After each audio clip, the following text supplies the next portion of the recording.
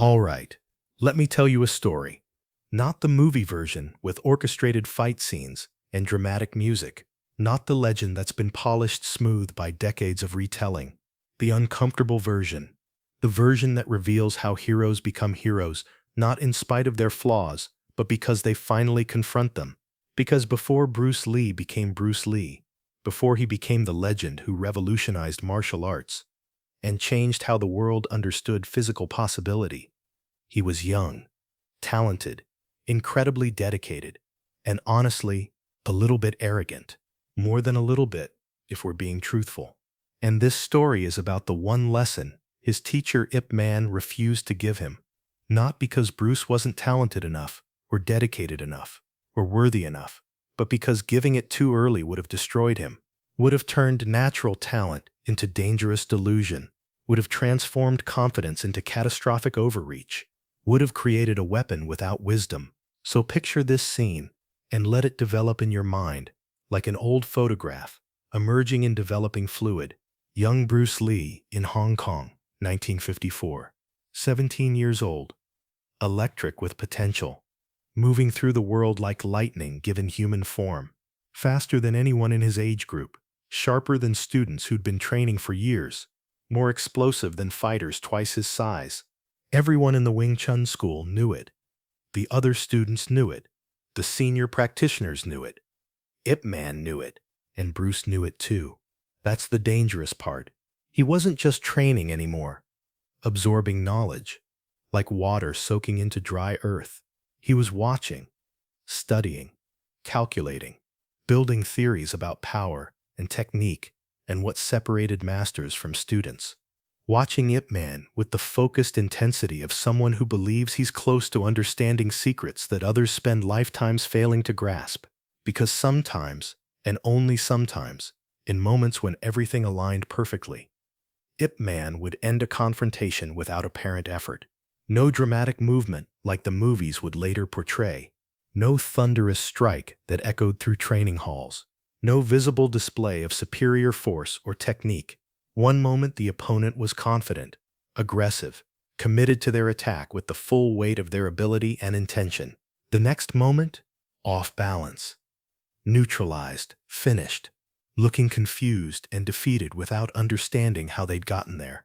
Bruce saw it happen during sparring sessions with senior students who'd been training for decades.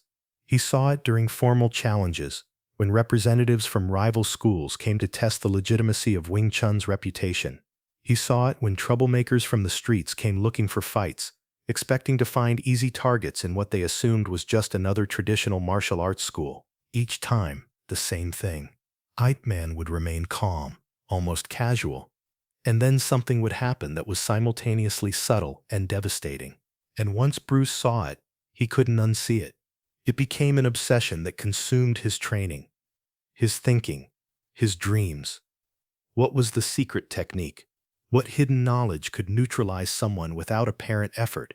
What was Ip Man keeping from him that would unlock this level of mastery? He began studying his teacher's movements with scientific precision, looking for patterns, tells, secret preparations that might reveal the key to this mysterious ability. But the more he watched, the less sense it made. The training hall on Sai Street was like a second home to Bruce Lee. 3 stories above Hong Kong's crowded streets, it offered a world governed by different rules, discipline, respect, and the pursuit of martial excellence refined over centuries. On this particular afternoon, the hall buzzed with serious training. Students worked on forms, practiced applications, engaged in controlled sparring, the rhythm Bruce had learned to love. But today, that rhythm would be broken. Bruce had been watching Ip Man work with a senior student named Wong. Known for his precision and competitive spirit, Wong had initiated what appeared to be a serious attack. Ip Man's response was almost invisible. A slight shift, a barely perceptible change in angle, and Wong found himself stumbling past his target, completely off balance. Bruce caught it and felt something ignite in his chest. Not curiosity, demand. In the middle of class, while Ip Man was explaining a principle to beginners, Bruce interrupted. The violation was shocking. Students did not interrupt their Sifu ever. Sifu, teach me that technique.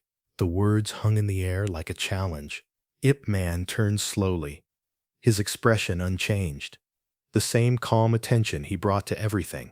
Bruce misread that calm completely, interpreted it as hesitation, maybe even weakness. I'm ready. I train harder than everyone here. I stay later, arrive earlier, practice more forms than any other student. I've mastered every basic technique you've shown me. The words tumbled out with desperate urgency. Other students half as talented are learning advanced applications. I've been here long enough. I've proven my dedication. That sentence, I've proven my dedication, that's where ego revealed itself completely. The training hall had gone silent. Even beginners sensed something significant happening. Ip Man studied Bruce for a long moment. His eyes held something Bruce was too young to recognize. Sadness. Not disappointment, but sadness at watching someone he cared about reveal how far they still had to travel. Then Ip Man stood up, movements carrying decades of experience. Everyone thought, this is it. The secret technique will be revealed. Instead, Ip Man looked directly at Bruce and said one word. No, not loudly, not dramatically, just quietly. Finally, with certainty that ends discussions, Bruce felt the word like a physical blow. Humiliation in front of everyone who mattered. Why not? The question came out sharper than intended. Ip Man began walking toward the door. Because you don't want to learn it. The statement was so contrary to everything Bruce believed about himself that he almost couldn't process it. Then what do I want? Ip Man stopped at the threshold without turning around. You want to prove something. And he left. No explanation, no comfort, no opportunity for Bruce to defend himself. Just truth, delivered with surgical precision. From that day forward, Ip Man implemented what Bruce experienced as the cruelest possible punishment. He slowed Bruce down. No advanced techniques. No special attention. No acknowledgement that Bruce might be the most naturally gifted student who had ever walked into his school. Just basics. Stances Bruce had mastered years ago. Breathing exercises that seemed pointless. Footwork patterns that felt like punishment for someone capable of explosive speed and devastating power. Over and over and over, week after week, while other students practiced intermediate applications. Bruce repeated fundamental exercises, while others learned new forms. Bruce was assigned to perfect movements he could perform flawlessly in his sleep. Bruce felt insulted at a level that affected his sleep, his appetite, his ability to concentrate. He was faster than most students, stronger than many seniors, more dedicated than anyone, and yet he was being treated like someone who didn't deserve to learn the real secrets. His classmates began to whisper. Some felt sorry for him. Others thought he was getting what his arrogance deserved. The few suspected Ip Man was testing him, but as weeks turned into months with no change, even those theories faded. Bruce didn't know what to think, only that every day felt like proof his teacher had given up on him. Weeks passed, then months, and the ego that had gotten him into this situation began to boil. One night after training, Bruce stayed behind. Most students had gone home. The training hall felt different in the quiet, larger, more intimate. Ip Man was cleaning equipment. Bruce approached, heart pounding with months of accumulated frustration. You're holding me back. The words hung in the air like an accusation. Ip Man continued cleaning. Didn't even look at him. Poured tea from a pot. The sound of liquid hitting ceramic was the only response.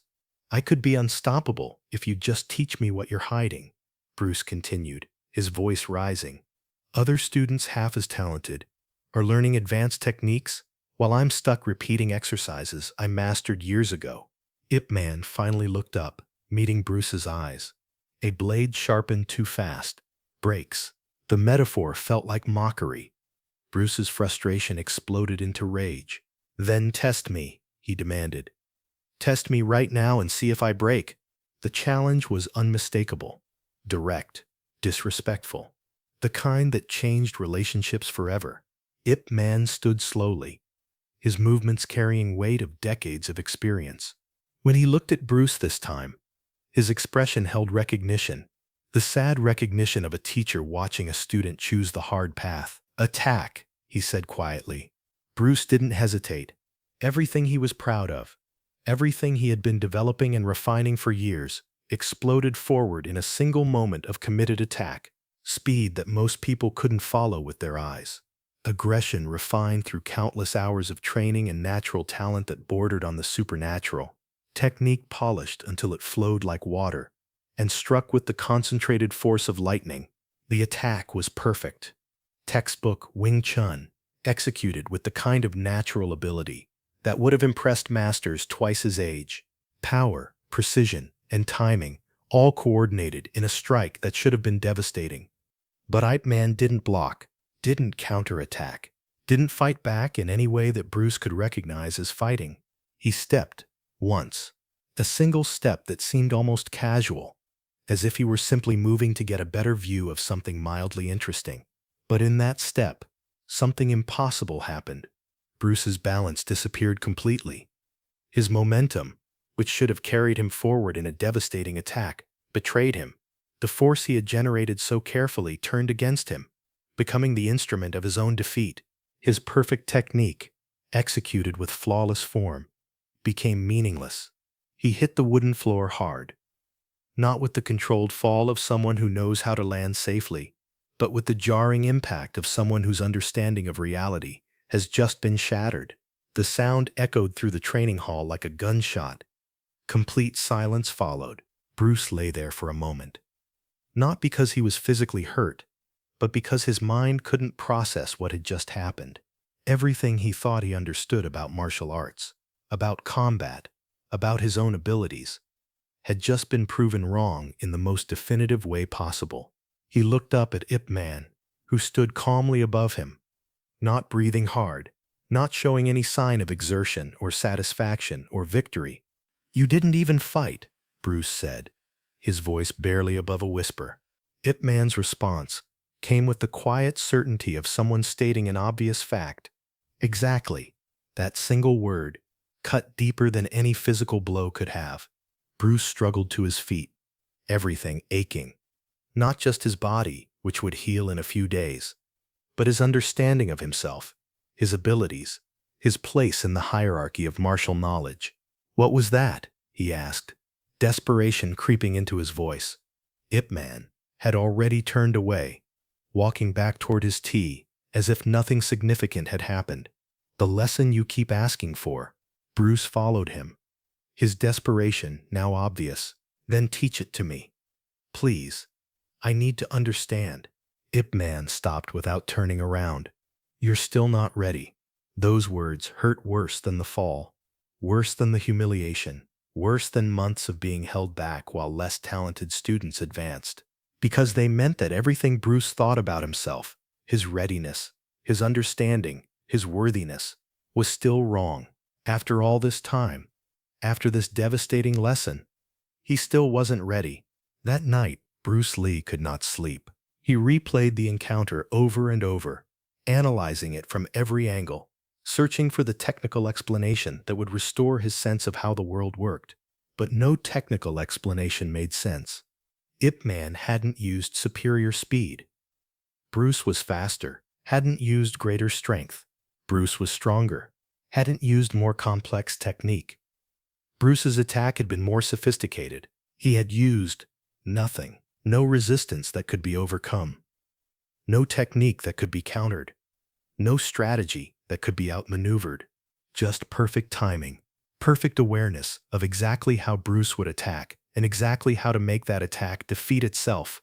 And slowly, Bruce began to realize it wasn't a technique at all. It was understanding.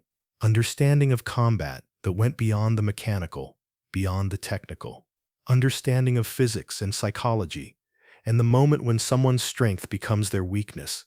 And Bruce realized he had never had any chance of learning this through demand or challenge or effort, because it couldn't be taught to someone who thought they already knew what they needed to learn. Days passed, then weeks. Something fundamental began to shift inside Bruce. The burning need to prove himself quieted. The desperate hunger for advanced techniques transformed into genuine curiosity. For the first time, Bruce stopped rushing toward the next level. He began training quietly, focusing on fundamentals he thought he had mastered, discovering depth in basic exercises he had never explored. The change in Bruce didn't happen overnight, and it wasn't dramatic enough for most people to notice immediately. But Ip Man noticed everything. He watched Bruce's training evolve from desperate proving to quiet exploration. He observed the shift from impatience to curiosity, from entitlement to genuine respect for the depth of what he was studying. One morning, several months after the confrontation that had left Bruce on the training hall floor, Ip Man approached him during practice. "Why are you slower today?" The question wasn't criticism, wasn't encouragement, just observation, delivered with the same calm attention Ip Man brought to everything. Bruce stopped mid-form, considering the question seriously. "Because I'm not chasing anything anymore." The answer surprised Bruce even as he said it, but it was true. For the first time in his life, Bruce Lee wasn't trying to reach the next level, wasn't comparing himself to others, wasn't desperate to prove his worth to anyone. He was just present, training for the sake of training, learning for the sake of understanding rather than for the sake of advancement. Ip Man studied him carefully, looked at his posture, his breathing, the quality of attention he brought to simple movements. Then he nodded once, slowly. "Now you understand why I never taught you." Bruce looked up, meeting his teacher's eyes without the desperate hunger that had been there for so long. "Because it isn't a technique." The realization came, not as a sudden flash of insight, but like sunrise, gradual, then all at once, illuminating everything that had been hidden in darkness. Ip Man smiled. It was the first time Bruce had ever seen him show anything approaching satisfaction with a student's progress. "It's what remains when ego disappears." The words landed with the force of recognition. Bruce understood not just intellectually, but in his bones, in his heart, in the part of him that had been desperately grasping for mastery. The technique he had been demanding was never a technique at all. It was a state of being, a way of engaging with conflict that didn't depend on superior force or speed or cleverness, but on being completely present to what was actually happening.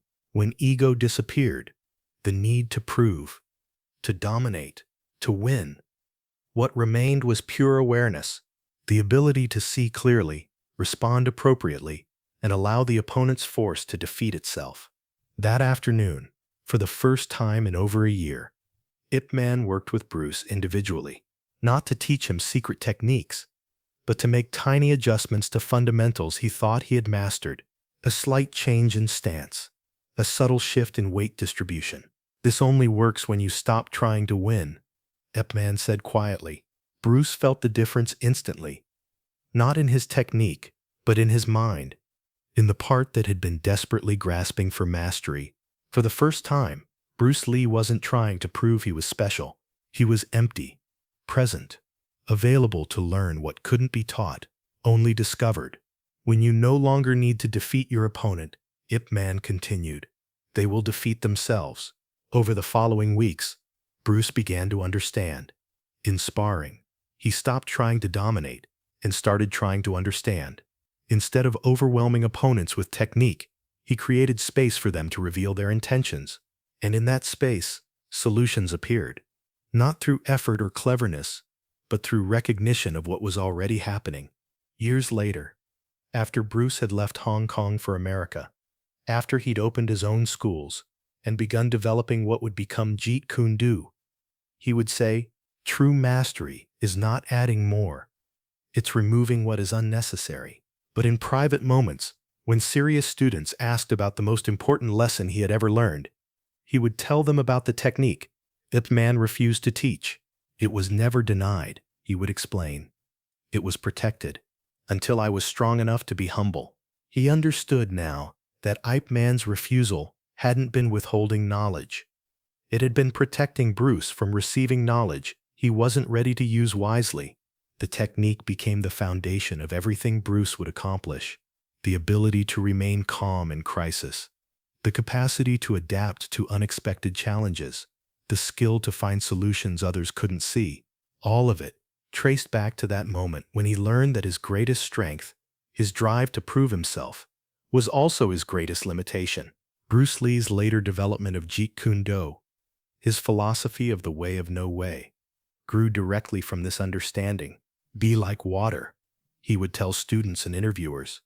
But he learned what that really meant from learning to stop being like stone. Water doesn't defeat obstacles through superior force. It defeats them by flowing around rather than crashing through, by being present to what is rather than insisting on what should be. The technique Ip Man refused to teach became the foundation of everything Bruce Lee would accomplish, not just in martial arts, but in his approach to life itself. So here's the uncomfortable truth about this story. It's not really about Bruce Lee and Ip Man. It's not really about martial arts. It's about you, right now, today. In whatever situation is challenging you, frustrating you, making you feel like you're not getting what you deserve. If life feels slow, if progress feels impossible, if you feel like people are holding you back, ask yourself this question. Are you actually ready to learn? Or are you still trying to prove something? Because the technique you're demanding, that promotion, that recognition, that breakthrough you're chasing, might be available right now. In this moment, in the setback that feels like punishment, in the delay that seems unfair, but you can't receive it while you're busy proving you deserve it. Maybe what you want isn't being withheld from you. Maybe it's being protected from you, until you're strong enough to be humble, until you're confident enough to stop trying to prove how confident you are. The greatest lessons are always hidden in plain sight. They're waiting for someone ready to learn them, instead of someone determined to earn them. Are you that someone? Because here's what Bruce Lee learned that changed everything. The moment you stop trying to win is the moment you become impossible to defeat. The moment you stop trying to prove yourself is the moment you discover what you're actually capable of. The moment you get humble is the moment you get powerful. Not the kind of power that dominates others. The kind of power that doesn't need to.